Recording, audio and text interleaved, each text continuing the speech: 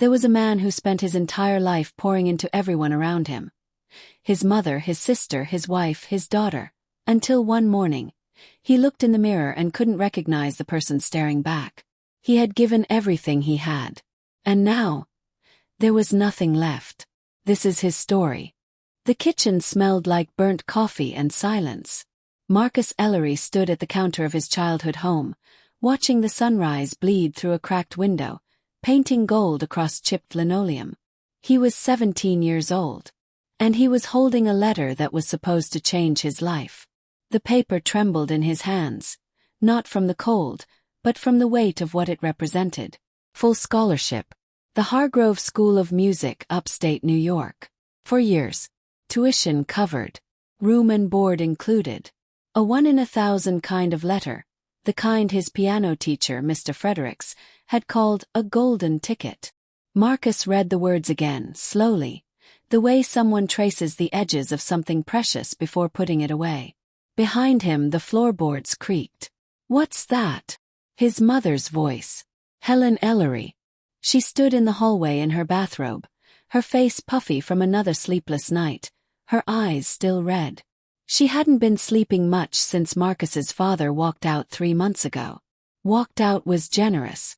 Disappeared was more accurate. Raymond Ellery had packed 2 suitcases while everyone was at school and at work, left a note that said, "I can't do this anymore," and vanished like smoke through a screen door. No forwarding address. No phone call. No child support. Just a hole where a father used to be. "Nothing," Marcus said. He folded the letter carefully and slipped it into his back pocket. Helen shuffled to the coffee pot. Her hands were shaking. Not dramatically, just enough that Marcus noticed. She poured too fast and some of it spilled onto the counter. She stared at the brown puddle like she didn't have the energy to wipe it up. "Mom, sit down," Marcus said softly. "I'll clean it." She sat. She always sat now. Marcus wiped the counter and poured her a fresh cup, the way she liked it. 2 sugars, a little milk. He placed it in front of her and sat across the small table. "Jenna needs new shoes for school," Helen said, staring at the cup. "The sole is coming off her left one. She's been stuffing newspaper in it." Jenna was 12. Marcus's little sister. Quiet, sweet, still waiting by the window some nights, convinced their father was coming back. "I'll take care of it," Marcus said. Helen looked up. Her eyes were glassy. "You shouldn't have to." "I know." But he did. 'Cause no one else was going to. That afternoon, Marcus walked to the hardware store on 5th Street, the one with the faded awning and the "Help Wanted" sign that had been taped to the door since August. He asked for the manager. A stocky man named Gerald with calloused hands and a kind face looked him up and down. "You 18. 17. But I can work. I'm strong. I show up on time." Gerald studied him for a long moment. "You got school. I can work evenings and weekends." Gerald handed him an apron. "Start Thursday." Marcus started Thursday. He stocked shelves, swept floors, carried bags of cement to customers' trucks. His shoulders ached. His hands blistered. He came home smelling like sawdust and sweat. But he came home with a paycheck.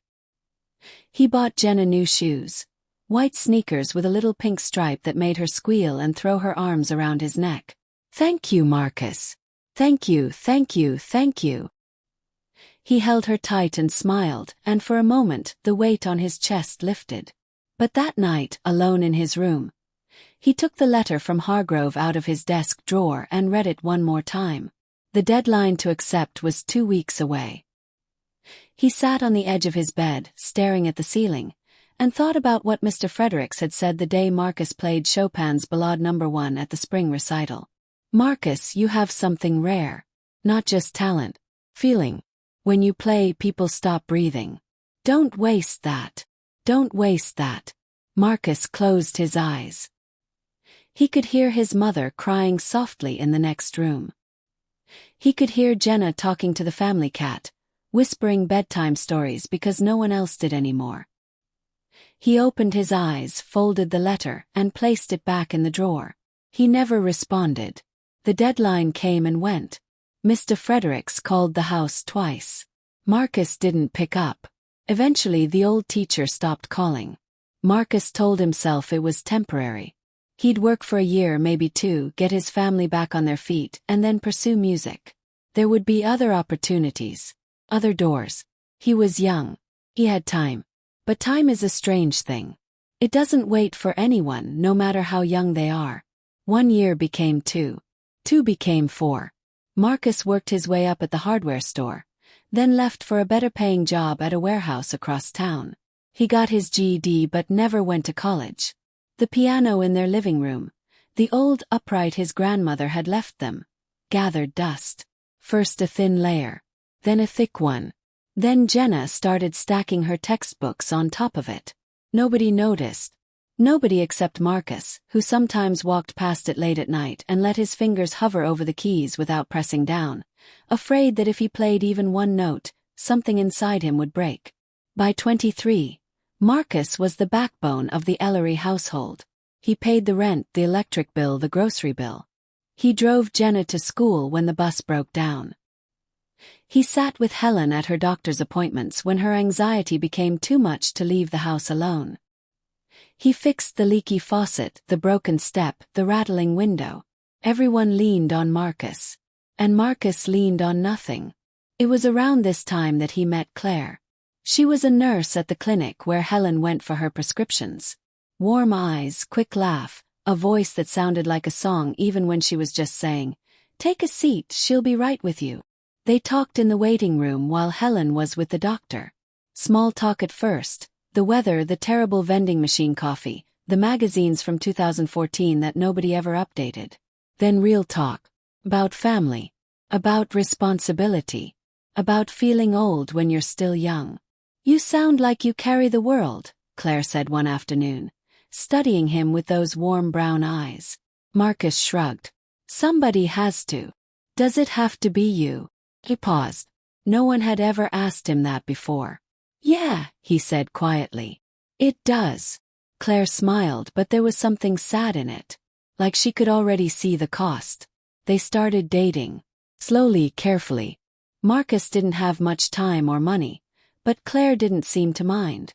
They went on walks, shared gas station coffee, sat in his truck and watched storms roll in from the west, and talked until the rain stopped and the stars came out. For the first time in years, Marcus felt something that wasn't obligation, something light, something that belonged only to him. But even that, even love, Marcus held loosely. Because somewhere deep inside, he had already learned the lesson his father had taught him without meaning to. The things you love can disappear. So don't hold too tight. Don't want too much. Don't need. On the night Claire told him she loved him for the first time, Marcus said it back. And he meant it. But there was a part of him, small, quiet, buried beneath years of giving, that whispered, "You don't deserve this. You're not a person. You're a function. You exist to hold things together for other people. That's all you are." He didn't argue with that voice. He just kept going. Marcus married Claire on a Saturday in October, in a small ceremony at the county courthouse. Helen cried. Jenna, now 20, was the maid of honor. There were no groomsmen because Marcus didn't really have close friends. Not anymore. The few he'd had in high school had drifted away years ago, off to colleges and cities and lives that Marcus had quietly watched from a distance, like a man standing outside a warm house, looking through the window. Claire looked beautiful. White dress from a thrift store, wildflowers in her hair. She smiled at him like he was the only thing in the room worth seeing. And Marcus smiled back. A real smile. The kind that reaches the eyes. For a little while things were good. They rented a small apartment on Sycamore Street. Claire worked her nursing shifts. Marcus took a job at a distribution center. Better pay, brutal hours. They ate dinner together when their schedules allowed. They laughed. They slow danced in the kitchen to songs playing from Claire's phone. They dreamed out loud. A house someday, maybe a dog, maybe kids. Then Helen got worse. The anxiety attacks became daily. She stopped leaving the apartment entirely. Jenna, who had started community college, called Marcus in a panic one Tuesday night. "She won't eat. She won't get out of bed. I don't know what to do, Marcus. I don't know what to do. So Marcus did what Marcus always did. He showed up. He started splitting his time between his own apartment and his mother's. He cooked meals for Helen, drove her to therapy appointments she barely participated in, and sat with her on the bad nights when the fear was so thick she couldn't breathe. Claire understood. First, she's your mother, Claire said gently, touching his face. Of course you should be there. But weeks turned into months. Marcus was gone more than he was home. When he was home, he was exhausted, sitting on the couch with hollow eyes, too tired to talk, too drained to be present. Marcus, Claire said one evening, sitting next to him. When's the last time you did something for yourself? He blinked. What do you mean? I mean for you. Not for your mom. Not for Jenna. Not for me. For you. He stared at her. The question didn't compute. It was like asking a bridge what it wanted to be when it grew up. A bridge doesn't want. A bridge holds. I'm fine, he said. Claire didn't push. But he saw the worry line forming between her brows, the one that deepened every time he said those two words. Then Lily came. Their daughter. Born on a rainy morning in March, 6 pounds, 11 ounces, with Claire's eyes and Marcus's stubborn chin. When the nurse placed her in his arms, Marcus felt something crack open inside him, something vast and terrifying and beautiful. He looked down at that tiny face, those tiny fingers curling around his thumb, and he whispered, I'll give you everything. And he meant it. God, he meant it. But that was the problem. Marcus didn't know how to love without disappearing. He didn't know how to give without emptying. His love was a river with no dam. It just flowed out endlessly with nothing flowing back in. He picked up overtime shifts to cover the cost of diapers and formula and doctor visits. He helped Helen move into a smaller apartment when she couldn't keep up with her rent. He co-signed a car loan for Jenna so she could get to her new job. He fixed Claire's parents' back porch when her father threw out his knee. Everyone called Marcus dependable, reliable, good man. No one called Marcus happy. And slowly, so slowly that nobody noticed, least of all Marcus himself, the music inside him died. Not all at once. Not like a light switching off. More like a song fading out, note by note, until the silence was so complete you forgot there had ever been a melody at all. He stopped humming in the car. He stopped tapping rhythms on the steering wheel. He stopped hearing music in the rain, in the wind, in the way Lily babbled in her crib at dawn. One afternoon, while helping Jenna move furniture, they found an old box of Marcus's things from the house. Inside were sheet music pages, a metronome, a faded photo of Marcus at 15, sitting at the piano with a grin so wide it barely fit his face. Jenna held up the photo. Oh my God, look at you. I forgot you used to play. Marcus stared at the picture. The boy in it looked like a stranger. Yeah, he said. That was a long time ago. He put the photo back in the box. Jenna moved on. Marcus stood there for a moment longer, his hand resting on the lid, before closing it and carrying it to the storage closet. That night, Claire found him sitting on the back steps, staring at nothing. Hey, she said, sitting beside him. Talk to me. About what? About whatever's going on in there. She tapped his temple gently. Marcus opened his mouth, closed it, tried again. Do you ever feel like you're disappearing? He asked. Claire went still. What do you mean? Like you're still here. Your body's here. You go to work, you come home, you do the things. But the person inside, the one who used to want things, dream things, that person is just gone. And you don't know when it happened. You don't know when you stopped being a person and started being a list of responsibilities. Claire's eyes filled with tears. Not because she was sad for herself, but because she had watched it happening for years, and she hadn't known how to stop it. Marcus, I'm fine, he said automatically. No, she said firmly, taking his hands. You're not. And you haven't been for a long time. He looked at her. Really looked at her. And for the first time, he didn't have the energy to pretend. I don't know who I am anymore, he whispered. The words hung in the air between them, raw and honest and devastating. Claire squeezed his hands but didn't speak. Because what do you say to someone who has poured themselves out so completely that there's nothing left? Things got worse before they got better. Marcus started forgetting things, small things at first, then bigger ones. He forgot to pick up Lily from daycare. He forgot Claire's birthday. He forgot to eat, sometimes for entire days. He moved through the world like a ghost wearing his own skin, going through the motions with mechanical precision while something behind his eyes slowly went dark. His boss at the distribution center pulled him aside one morning. "Ellery, you look like hell. When's the last time you slept?" Marcus couldn't remember. "Take a few days off." "I can't. I need the hours." It wasn't a suggestion. So Marcus went home. To an empty apartment. Claire was at work, Lily was at daycare. He sat on the couch in the quiet and stared at the wall. His phone rang. "Jenna." "Hey Marcus, quick question. Can you help me move a bookshelf this weekend? Also, Mom's fridge is making a weird noise. Can you look at it?" "Sure. You're the best. Love you." She hung up. Marcus set the phone down. He looked at his hands. They were rough, calloused, scarred from years of physical work.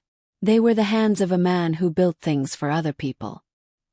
He tried to remember the last time those hands had touched piano keys. He couldn't.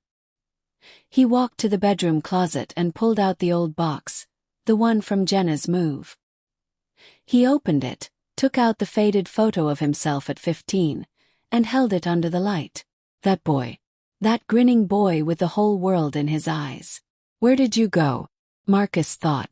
"When did I let you die?"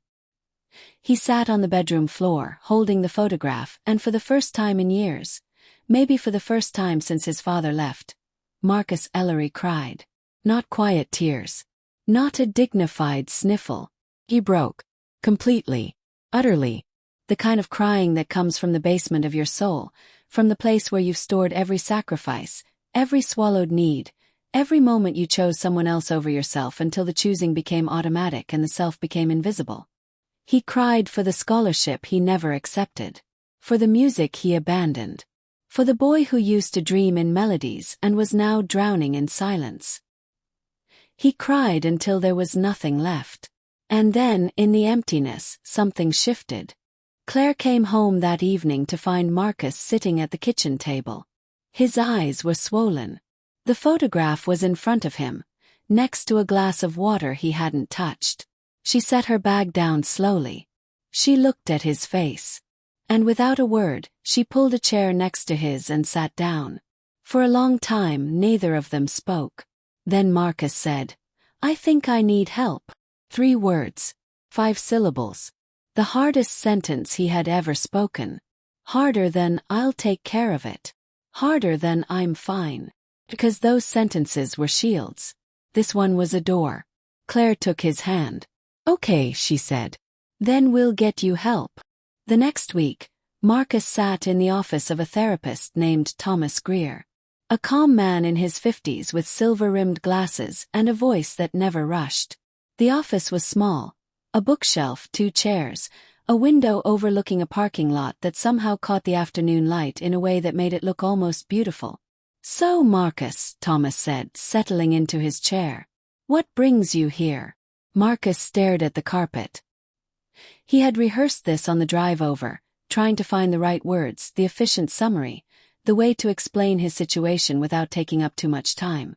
"I've been giving a lot to my family for a long time. And I think I forgot to keep anything for myself." Thomas nodded. "When you say anything, what do you mean?" Marcus thought about it. "Everything. My time.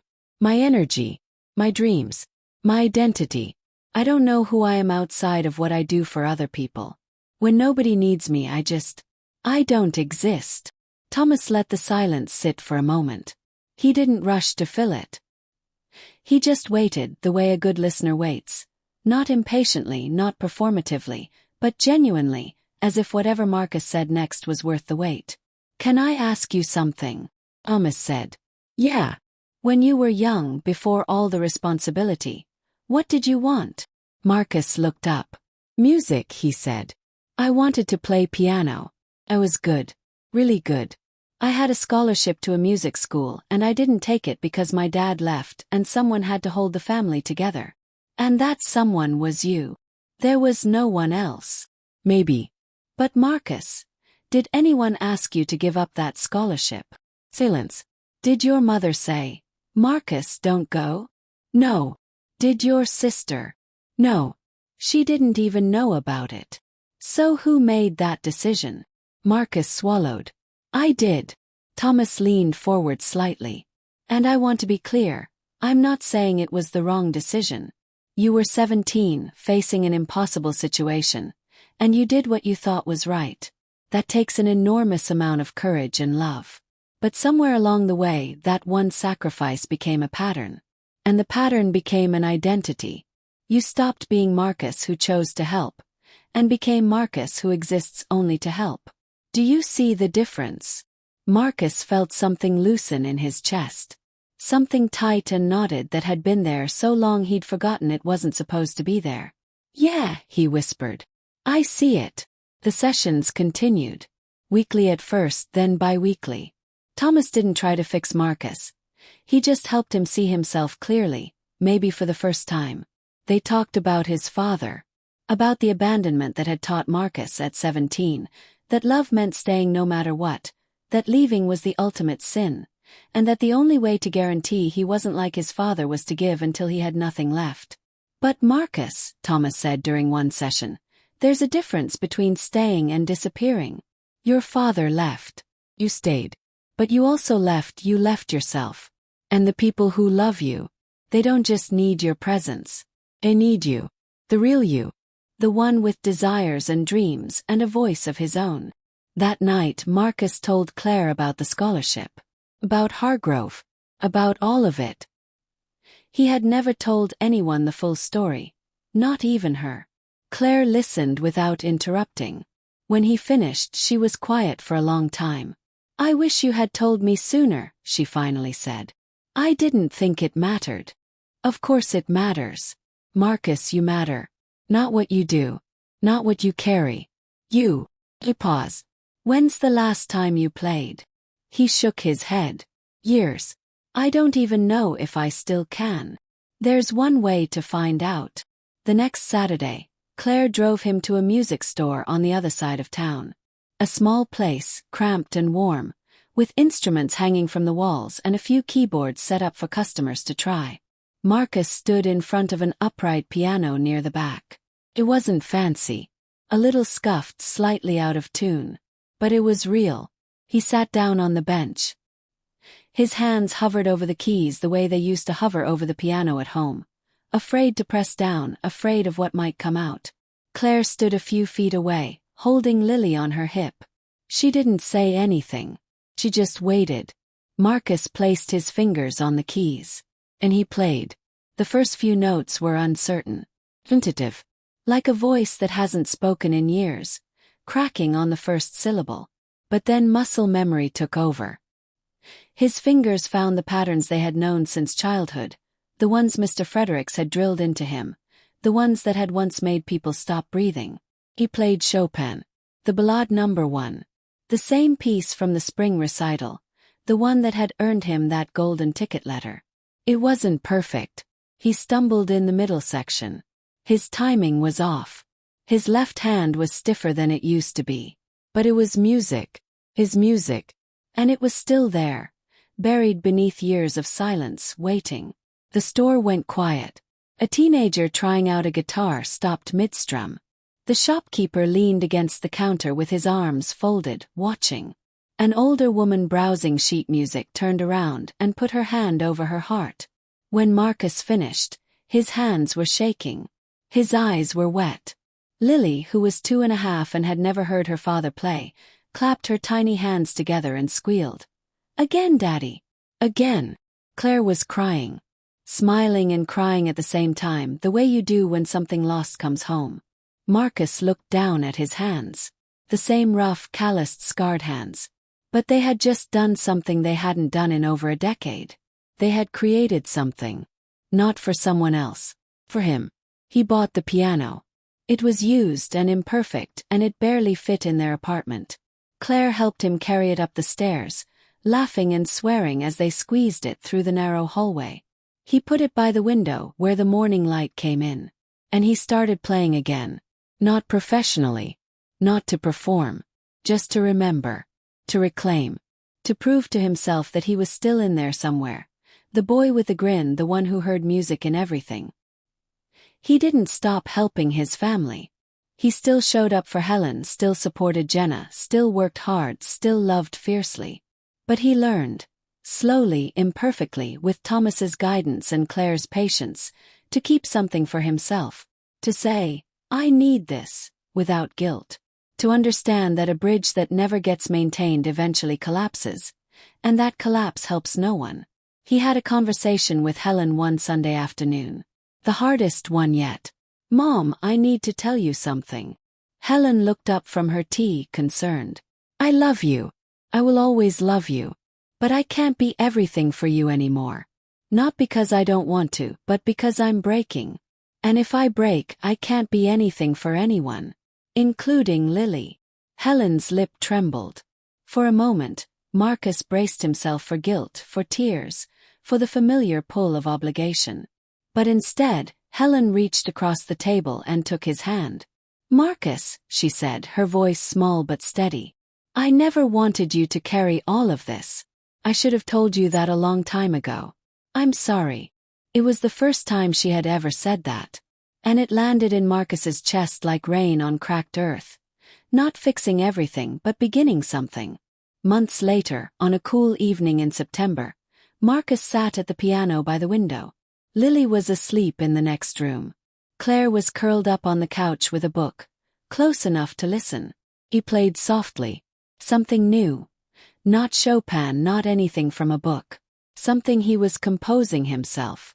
A melody that was quiet and tentative and honest, like the first words of a story that someone finally had the courage to tell.